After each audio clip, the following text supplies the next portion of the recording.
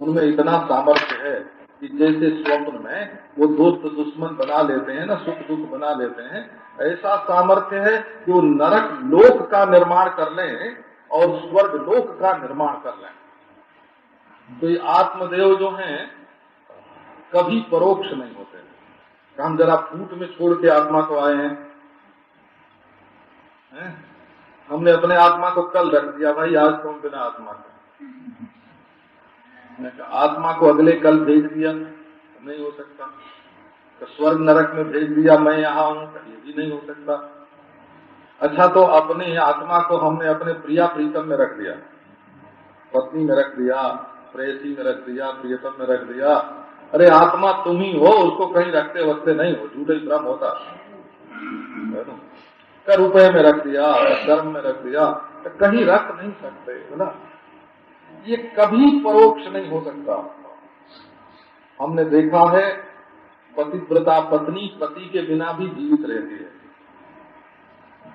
वात्सल्यवती माता पुत्र के बिना भी जीवित रहती है, और माता पिता के प्रति श्रद्धालु पुत्र माता पिता के बिना भी जीवित रहते हैं। धन के लोभी धन के बिना भी जिंदा रहते हैं। और लोग कहते हैं कि अच्छा इस जन्म में नहीं तो अगले जन्म में सही, इस शरीर को भी छोड़ करके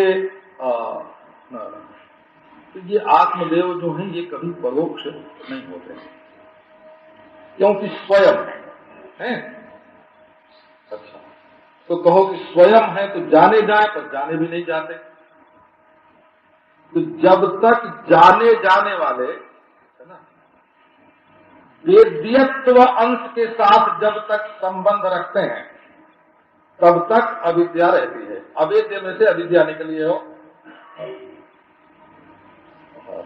आत्मा अवेद्य है, आत्मा अवेद्य है, पर जब वेद्य के साथ संबंध रखा तो क्या हो गया? बोले अविद्य हो गया, विद्या रहित हो गया।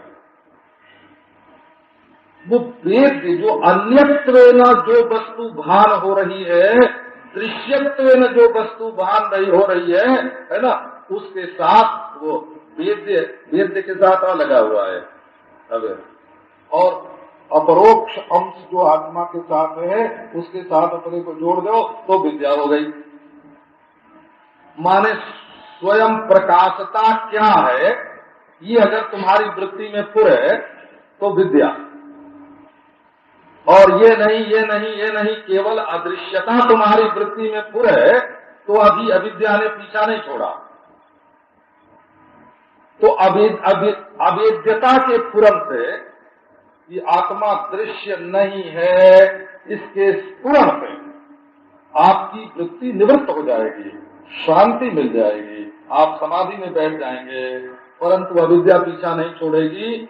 फिर जब व्यवहार में आवेंगे तो वहां से लग के आवेंगे, और जब आप अपनी स्वयं प्रकाशता को समझ जाएंगे, देश काल वस्तु और इनके समूह और इनके विकार और इनके जो अवान्तर भेद, इनसे विलक्षण अपनी स्वयं प्रकाशता को समझ जाएंगे तो देश काल वस्तु रूप दृश्य बाधित हो जाएगा। तो स्वयं प्रकाश को विद्या की भी जरूरत नहीं है। हमेशा स्वयं प्रकाश का वृत्ति में पूर्ण हो ये जरूरत नहीं है। वो वृत्ति से संबंध रखना तो अविद्या ही है। स्वयं प्रकाश का भी वृत्ति से संबंध होना है ना, क्योंकि वृत्ति अविद्या वेद्य है ना, वृत्ति भी वेद्य है। तो वेद्य वृत्ति के साथ स्वयं प्रकाश का संबंध रखना भी अविद्या है, और केवल वेद्य से विलक्षणत्वेन अपने को जानना, यहाँ अविद्या जो है वो पूरेगी। तो ये अध्यास जो है वो कहाँ है कि अभिज्ञेय और ज्ञेय, स्वयं प्रकाश और वेद्य, इन दोनों के कल्पित संयोग में है। तो ये जो प्रत्यगात्मा है कूटस्थ नित्य निरंतर, और जिन देह इंद्रिय आदिकों का निर्वचन शक्य नहीं है, उनसे प्रतीत जो आत्मा है, समझो कि देह इंद्रियादि अनित्य हैं, आत्मा नित्य है, ये परिवर्तनशील हैं, वो कूटस्थ है, ये कालिक हैं, वो अकाल है, ये दैसिक है, वो अदेश है, ये विषय है, वो अविषय है, ऐसा जो प्रत्यगात्मक, इनसे विपरीत प्रतीपम नारायण, ये आत्मानम प्रतीपम निर्वचनीयम अंचति जानाति इति प्रत्यय, इनसे अलग करके अपने आप को जो जानता है वो है प्रत्यग आत्मा। इसका प्रकाश पराधीन नहीं है, इसमें अंश नहीं है, इसमें विषय नहीं है। तब फिर सामने अध्यास होता है, अपने आप में अध्यास कैसे हुआ, है ना? सामने की चीज लेकर के अपने आप में कैसे डाल ली गई, ये प्रश्न उदय होता है। तो बोले ये नियम बिल्कुल है ही नहीं कि सामने के विषय में ही अध्यास होता है। अध्यास जो चीज सामने नहीं होती है उसमें भी होता है। अत्यंत ज्ञात में अध्यास नहीं होता, अत्यंत अज्ञात में भी अध्यास नहीं होता, परंतु ज्ञाताज्ञात में अध्यास होता है। थोड़ा मालूम पड़े, थोड़ा न मालूम पड़े, अध्यास हो जाता है।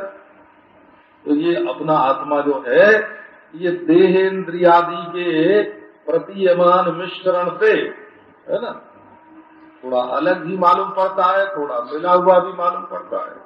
इस प्रतीति को भला कौन काट सकता है? तो इस प्रतीति को पृथक नहीं किया जा सकता, इस प्रतीति का बाद किया जा सकता है। अब ये प्रसंग फिर आपको सुनाऊंगा। एक सूचना,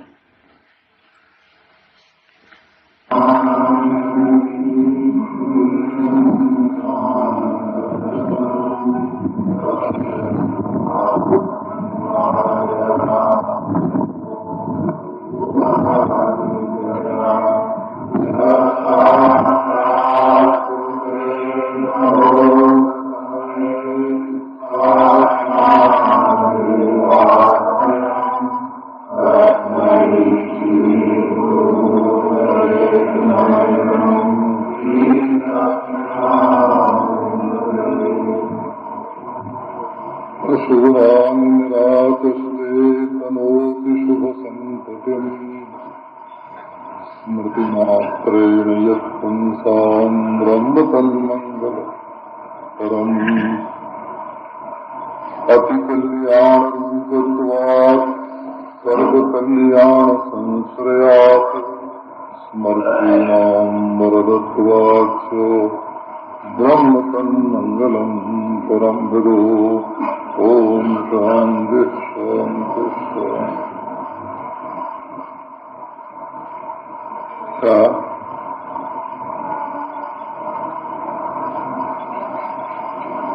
एक महात्मा से किसी ने पूछा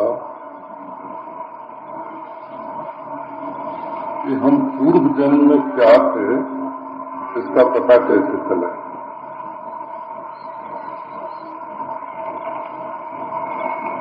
तो इसका उत्तर बहुत सुंदर योग दर्शन में दिया हुआ है।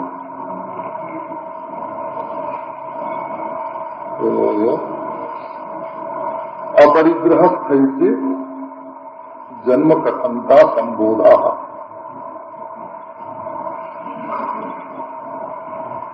महात्मा ने हमको ये इस सूत्र का अर्थ समझाया था।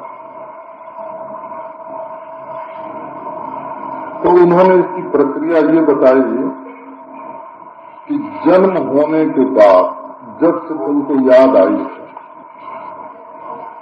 तब से जो कुछ सुना, जो कुछ देखा, जो कुछ खाया पिया होगा, जन्म के बाद के जो संस्कार तुम्हारे चित्त पर पड़े हैं ना, उनको छोड़ दो।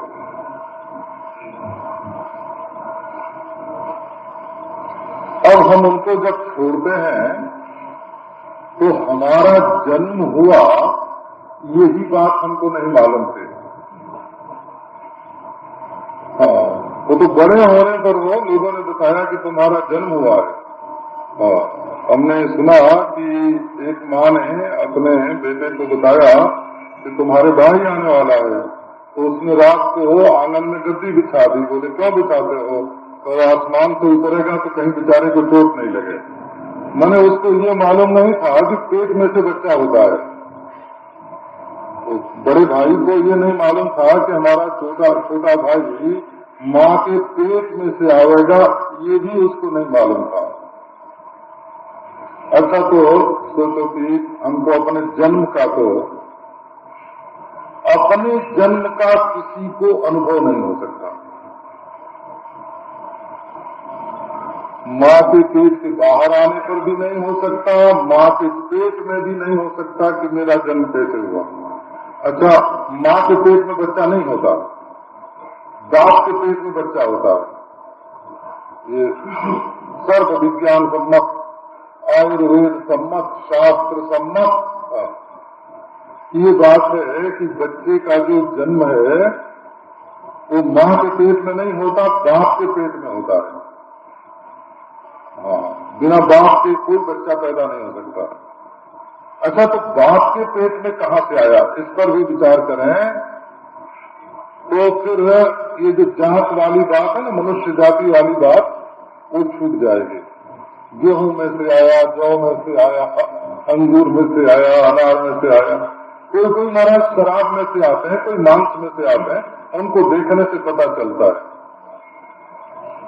तो लेकिन वो बाहर का रूप है। मैं का जन्म हुआ,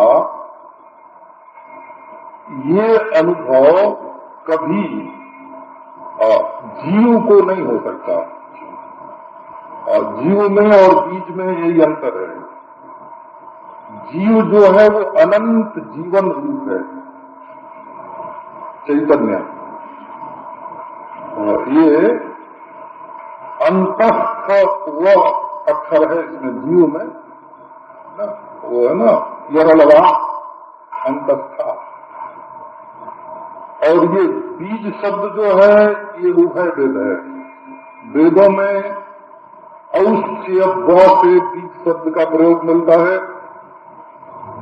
और बाद के टीकाकारों ने इसको वी उपसर्ग से भी बनाया है, तो ये भी बीज हो गया। तो जीव अंतस्थ भी होता है और बहिष्ठ भी होता है। बीज जो है, बीज अंतस्थ भी होता है और बहिष्ठ भी होता है। अच्छा, बीज में संस्कार होता है, जीव जो है वो वस्तुतः संस्कार से मुक्त ही है। चैतन्य में संस्कार कहाँ से आवेगा? तो तुम कर्ता हो, तुम भोगता हो, तुम पापी हो, तुम पुण्यात्मा हो, तुम लोकांतर में जाने वाले हो, नारकी हो, स्वर्गी हो, ये सारी बात जीव की बुद्धि में ही स्थित होती है। बुद्धि बीजात्मक होती है, चैतन्य बीजात्मक नहीं होता। तो मैं जन्मवान हूँ, है ना, मैं जन्मवान हूँ ये अध्यारोप है। मैं जन्मवान हूँ ये अध्यास है। मैं जन्मवान हूँ ये बाहर से मेरे ऊपर थोपा गया है। अपना जो वास्तविक स्वरूप होता है वो जन्मवान नहीं होता। एक महात्मा से किसी ने पूछा कि महाराज तुम क्या है ना, तो बोले कि तुमको जो दिखते हैं सो ही है। तुम्हारे तुम देह हो कहाँ? देह है। तो तुम मनुष्य हो कहाँ? मनुष्य है। कैसे तुम महात्मा हो कहाँ? महात्मा है। तो तुम ब्रह्म हो कहाँ? ब्रह्म है। बोले बाबा तुमको जो दिखता हो तुम मान लो। शैतान मानो चाहे इंसान मानो, ये तुम्हारी श्रद्धा है। ब्रह्मज्ञानी मानो चाहे अज्ञानी मानो, ये तुम्हारी श्रद्धा है। बोला तुम्हारा प्रेम है तो गुण दिखता है, और तुम्हारे हृदय में प्रेम नहीं है तो नारायण दोष दिखते हैं। परंतु गुण दोष जिसमें दिखते हैं उसमें नहीं होते, जिसको दिखते हैं उसमें होते हैं। जिस अंतःकरण से गुण दोष की प्रतीति होती है, वो ज्ञान उस अंतःकरण से क्षण क्षण के सामने वाले के ऊपर रंग डालता है। जैसे जैसे रंग का हम चश्मा लगाते हैं, उसमें से हमारी आंख की रोशनी छन छन करके सामने वाले वस्तु में रंग देखती है। इसी प्रकार असल में देखने वाला, तो जिसको सब में गुण दिखता है वो गुणी, जिसको सब दोषी दिखता है वो सब दोषी, बोला। तो ऐसे भी आप समझ लो कि कोई ऐसे होते हैं जिनको दूसरों में दोष ही दोष दिखता है, तो वो स्वयं दोषी हैं। कोई ऐसे होते हैं जिनको सामने वाले में दोष गुण दोनों दिखता है, तो उनके अंदर दोनों हैं, बोला। कोई ऐसे होते हैं कि जिनको दूसरों में गुण ही गुण दिखता है, तो उनमें गुण ही गुण है? और कोई ऐसे हैं जिनको सब ईश्वर रूप दिखता है, तो उसके हृदय में ईश्वर है। और कोई ऐसे हैं जिनको सब ब्रह्म दिखता है? तो वो स्वयं ब्रह्म है, ब्रह्म को ही ब्रह्म दिखता है। और ऐसे समझो कि किसी को अपना आपा ही दिखता है, तो सब अपना आपा है। कहने का विस्तार करने की आवश्यकता नहीं है, बात संक्षेप में आपको सुनाना। तो नारायण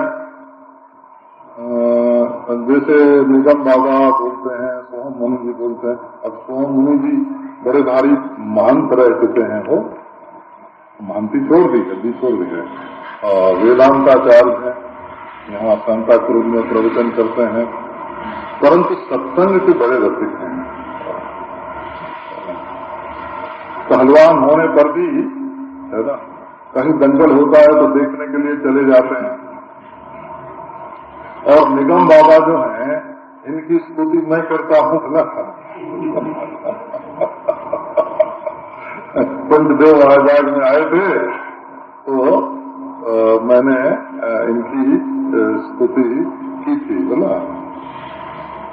निगमागम सर्वस्व निरूपण पटीयते निगमाय गरीयसे नमस्तुभ्यम निगमाय महीयते। निगमागम सर्वस्व निरूपण पटीयते गरीयसे नमस्तुभ्यम निगमाय महीयते।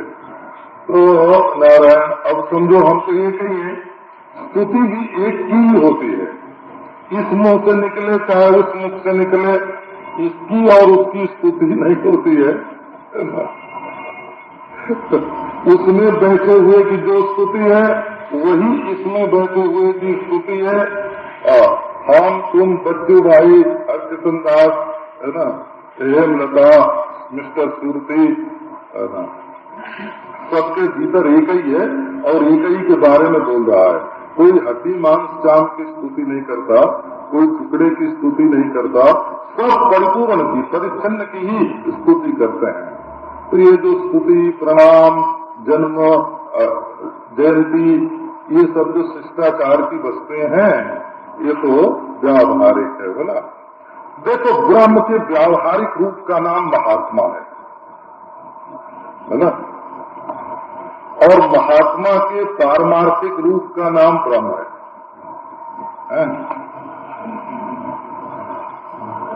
महात्मा के पारमार्थिक रूप का नाम ब्रह्म है और ब्रह्म के व्यावहारिक रूप का नाम महात्मा है। और ब्रह्मनिष्ठता नाम की जो वस्तु है ना, ब्रह्मनिष्ठता, ये प्रातिभाषिक है। वो ये ब्रह्म निष्ठा नाम की तो वृत्ति होती है, बोला।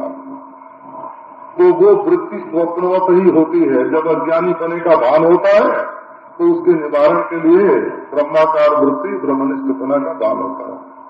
अहम ब्रह्मनिष्ठा इत्याकार का अनुभव जो है वो अज्ञान मूलक है, तत्व ज्ञान मूलक नहीं है। अहम ब्रह्मनिष्ठा ये श्रद्धा मूलक है। ये ब्रह्मनिष्ठ है, ये तो जिज्ञासु की श्रद्धा है। और मैं ब्रह्मनिष्ठ हूँ, ये अभिमान है? और ब्रह्म का व्यावहारिक रूप जनता के कल्याण के लिए महात्मा है और महात्मा का पारमार्थिक रूप ब्रह्म है। अब निंदा करो, स्तुति करो, मानो न मानो, ये सब बात जो है तो नारायण, तो जन्म की बात आपको एक सुनाते हैं। हमको बिल्कुल ही ये अनुभव नहीं हुआ और आपको भी नहीं हुआ कि हमारा जन्म अंगूर में हुआ कि बाप के पेट में हुआ कि माँ के पेट में हुआ कि धरती पर हुआ। ये दूसरों का देख देख करके, दूसरों के शरीर का जन्म देख देख करके उनका जन्म मानते हैं और अपने ऊपर थोपते हैं। आप कभी नहीं थे कि आपका जन्म हुआ? नहीं थे तो हुए कहाँ थे? तो ये जो थे, हैं, होंगे, ये जो काल का संबंध जोड़ करके या परिणाम का संबंध जोड़ करके अपने को देखते हैं ना, थे, हैं और होंगे, ये परिणाम का संबंध अपने अंदर जोड़ते हैं। बोला, काल का संबंध अपने अंदर जोड़ते हैं। छोटे थे, बड़े हुए, बूढ़े हो जाएंगे, यहाँ रहते हैं, वहाँ रहते हैं, देश का संबंध सारा जोड़ लेते हैं। तो आपको ज्यादा इसके संबंध में नारायण हम नहीं लगाना चाहते। ये जो अध्यास है ना, मैं देह वाला हूँ, मैं मनुष्य हूँ, मैं जन्मवान हूँ, तो ये अध्यास काटने के लिए वेदांत का प्रचार करना पड़ता है। और देखो, एक बार 10 महात्मा बैठे, उड़िया बाबा जी महाराज में थे।